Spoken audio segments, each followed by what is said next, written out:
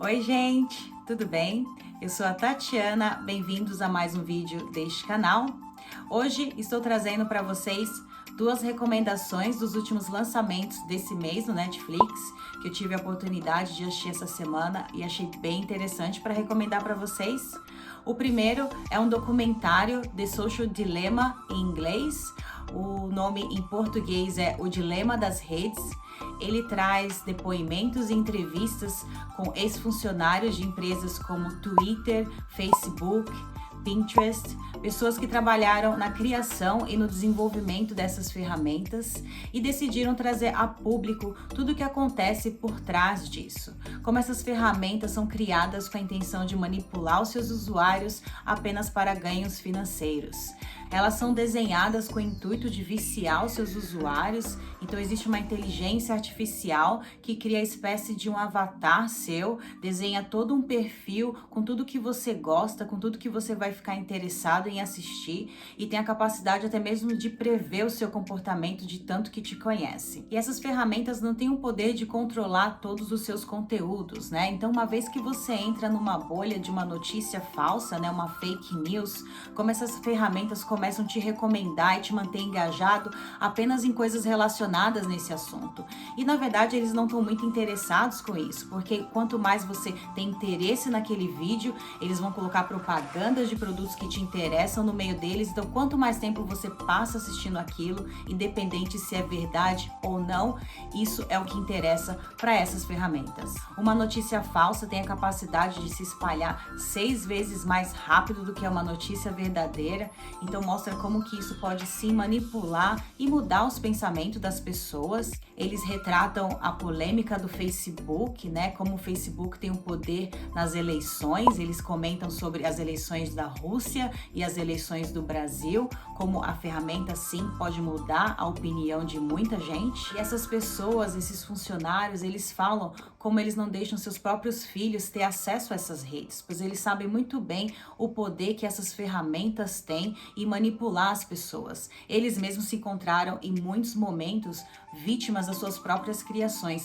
viciados em e-mails, em redes sociais, então eles não desejam isso para os seus próprios filhos. Duas frases que são comentadas e vão te mostrar muito bem o enredo desse documentário é que apenas 2 produtos que podem chamar os seus clientes de usuários é o mercado das drogas e o mercado de softwares. E a outra é, uma vez que você usa um produto e você não paga por ele, você que é o produto. Bem complicado, né? Vou te dizer que fiquei um pouco desconfortável assistindo o documentário. Você se sente bem um rato de laboratório. Eles até usam essa frase no documentário. Eles comentam como o índice de suicídio entre adolescentes aumentou muito após o surgimento de smartphones e o surgimento de redes sociais.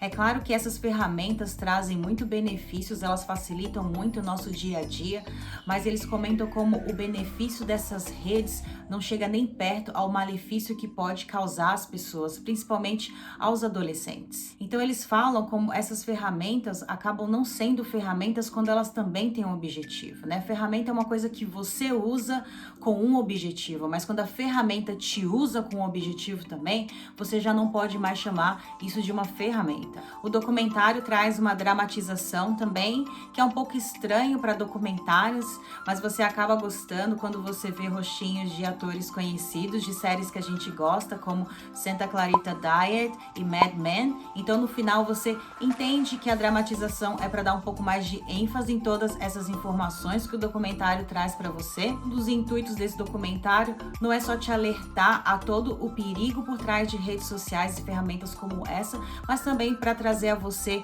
um pouco mais de consciência quando utilizar esses produtos. E a segunda recomendação é um filme, The Devil All the Time, em inglês. Em português é Sempre o Diabo.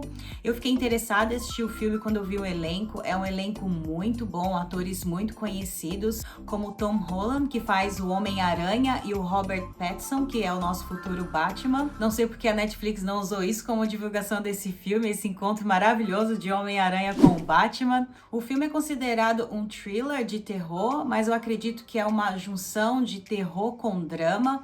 Ele passa na zona rural de Ohio e West Virginia. Virgínia após a Segunda Guerra Mundial. E é um filme sobre religião, um filme de fé.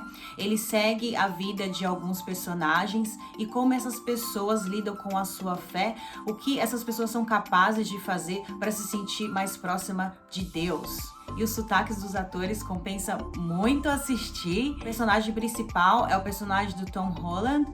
Começa contando a história do pai dele, como o pai dele lida com a religião e com a fé e como isso de uma certa forma afeta a pessoa que ele vai se tornar, porque que ele age do jeito que ele age e como que ele lida também com a fé e com a religião. É um filme longo, é um filme com um pouco mais de 2 horas, mas você nem sente, pois o filme te mantém muito atento, muito conectado, pois tem sempre alguma coisa acontecendo. Tem muitas cenas violentas, de uma certa forma um pouco chocante de assistir, mas o interessante é que eles não trabalham muito na cena, eles te mostram aquilo, é violento, é chocante, mas eles já passam para a próxima cena. Eu tava bem ansiosa para ver a interpretação do Tom Holland. Eu só conheço ele através dos filmes do Homem-Aranha, então achei bem interessante e fiquei bem impressionada com a atuação. O filme se torna polêmico por tocar nessa questão da religião de uma forma de obsessão das pessoas, obsessão pela fé e o que elas são capazes de fazer em nome dessa fé, em nome de Deus,